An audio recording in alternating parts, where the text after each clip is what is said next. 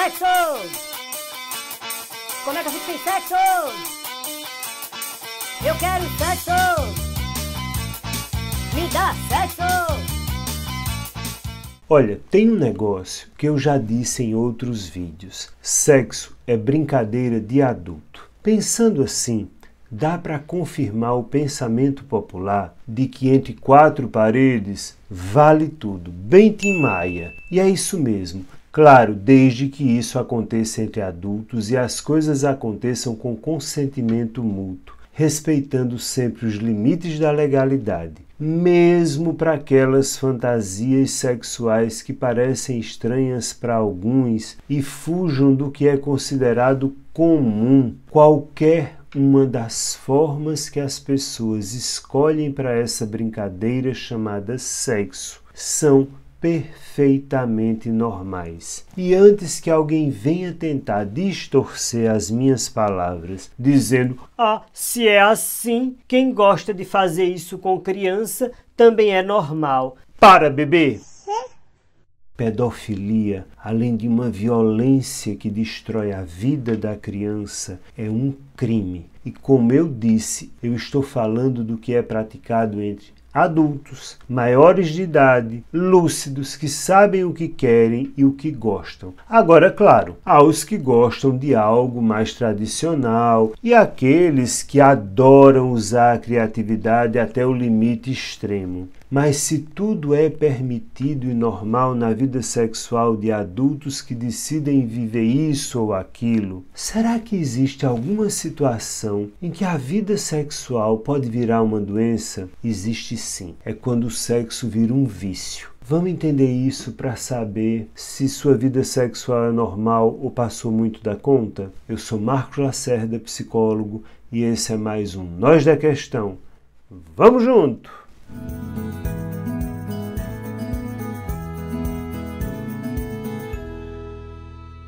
Há pessoas que gostam muito, mas muito de sexo. Tem até aqueles que não conseguem dormir se não transarem, ou pelo menos se não se masturbarem. Tem até os que precisam sentir esse prazer mais de uma vez ao dia. Então, se for desse jeito, dá para dizer que essas pessoas, homens ou mulheres, tanto faz, são viciados em sexo, certo? Não, errado. Faz tempo que as pessoas, e até mesmo alguns profissionais da saúde mental, infelizmente confundem o vício em sexo, que aí sim é uma doença que precisa ser tratada, com a hiperlibido ou hipersexualidade, que é quando a pessoa tem muito fogo, muito desejo. Então, como é que dá para saber a diferença entre o viciado em sexo e uma pessoa que simplesmente tem uma hiperlibido? É importante saber bem direitinho essa diferença, sabe por quê? Porque o vício em sexo é realmente um problema médico-psicológico e que normalmente causa muito sofrimento para o viciado, além de causar muitas perdas sociais mesmo, sabe? Às vezes até emprego, oportunidades, mas a gente vai conversar sobre isso. Já a hipersexualidade, além de não provocar sofrimento em quem a possui, é considerada apenas como um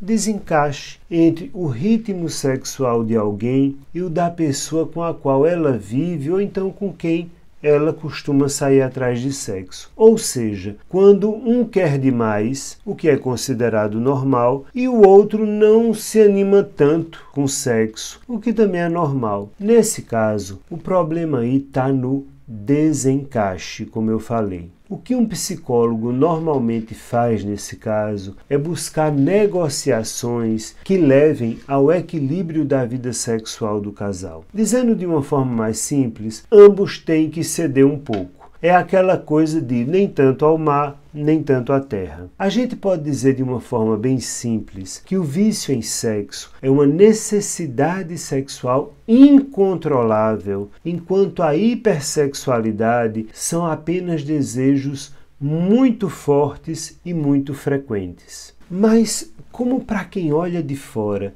essas duas situações acabam assim se misturando, se parecendo, vamos ver agora características mais objetivas do que vem a ser um viciado em sexo. Primeiro, para um viciado em sexo, é impossível controlar o seu desejo sexual. Responda rápido. Uma pessoa que sente vontade de se masturbar várias vezes ao dia é um viciado em sexo? Não.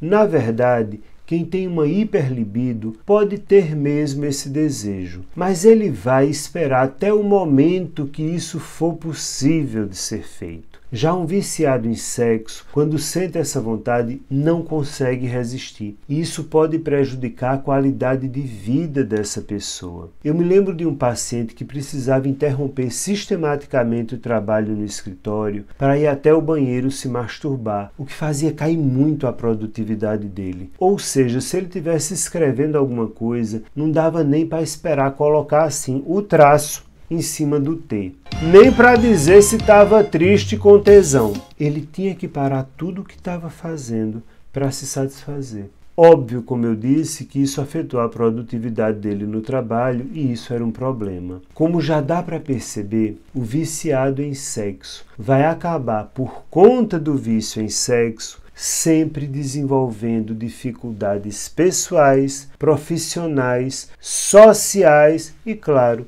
de relacionamento. Um caso bastante famoso é o do ator Michael Douglas, que depois de fazer o filme Instinto Selvagem em 1992, ele precisou até se internar numa clínica de recuperação de dependentes para controlar a compulsão por sexo. Além disso, é comum um viciado em sexo perder tempo e ter a rotina atrapalhada, se atrasar, faltar compromissos ou ainda se colocar em situações perigosas só para satisfazer esses desejos incontroláveis. Sendo assim, no geral, uma pessoa que tem hiperlibido lida bem com o fato de não poder ter ou não poder realizar seus desejos naquele momento em que vem a vontade. Já um viciado em sexo não consegue lidar com essa frustração. Segundo, um viciado em sexo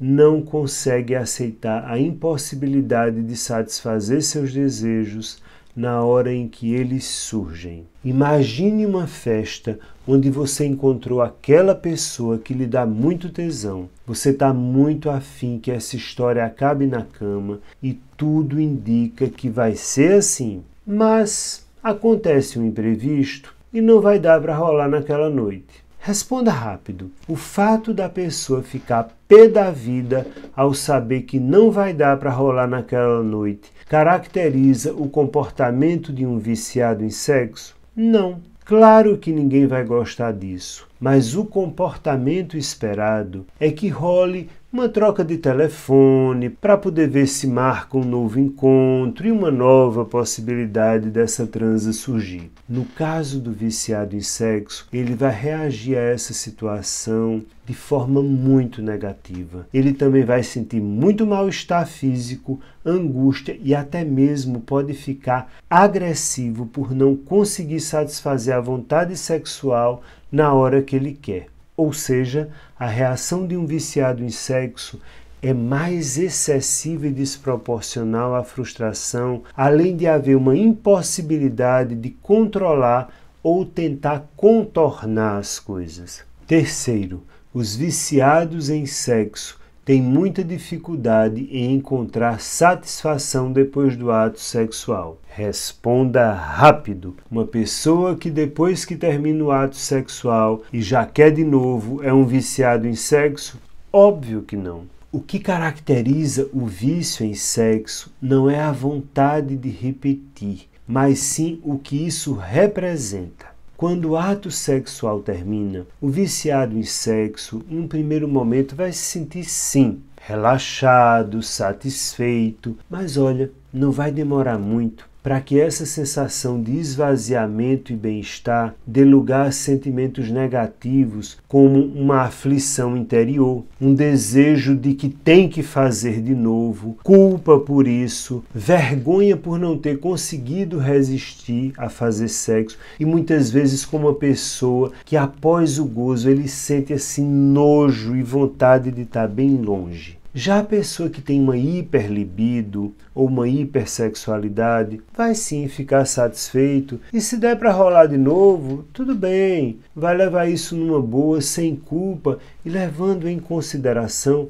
o desejo do outro de fazer isso também. Agora, responda rápido essa também. Quanto mais fantasias sexuais uma pessoa tem e quanto mais estranhas elas são, maior é a probabilidade da pessoa ser viciada em sexo, certo? Não, errado. O que nos leva à quarta característica. O vício em sexo não tem nada a ver com a variedade das fantasias sexuais. Alguns viciados em sexo não têm nem mesmo esse cardápio de variedade das fantasias sexuais que as pessoas imaginam. Portanto, é uma bobagem achar que um viciado em sexo é um daqueles tarados alucinados que querem fazer sexo pendurado no lustre do quarto. Muito menos quem diz ter gostos peculiares. Na verdade, quem sofre do vício em sexo pode perfeitamente ser alguém com um comportamento sexual, sabe como?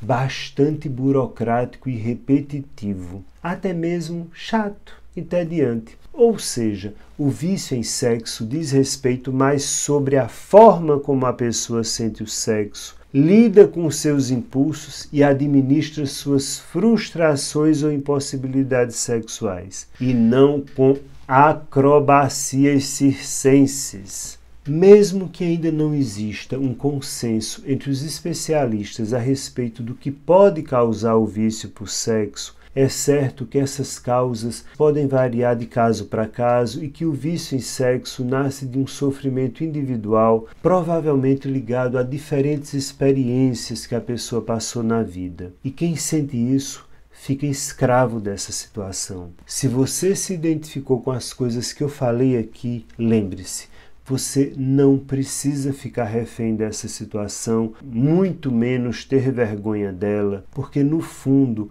o viciado em sexo está usando o sexo como medicação. Mas não, este não é o tratamento. Existem sim tratamentos e você precisa procurar a ajuda de um especialista, porque este é sempre o melhor caminho. Pense nisso. Se você assistiu esse vídeo e é viciado em sexo, eu não sei, mas eu espero que seja viciado em mim. E se não é ainda, fique. E se não é inscrito no canal, se inscreva. Preciso de você na família Nós da Questão. Já deixou o joinha no vídeo? Isso também é legal para mim. E ativa o sininho para receber novas notificações. E a gente se vê logo logo. Tchau, até a próxima.